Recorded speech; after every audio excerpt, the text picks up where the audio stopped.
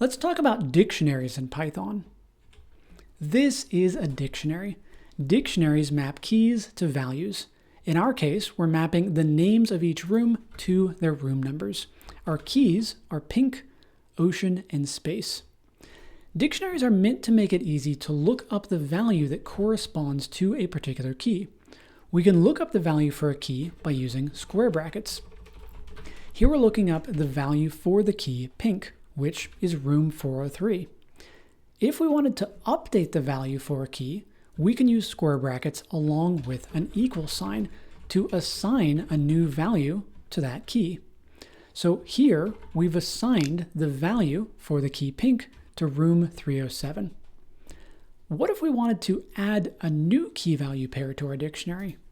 You might guess that dictionaries have an add method, or maybe an append method, to add new things to our dictionary. But they don't.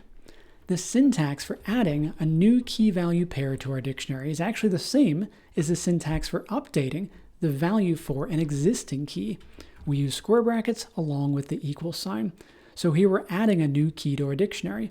The key is duck, and its value is room 10. If we wanted to check whether our dictionary has a particular key within it, we can use Python's in operator.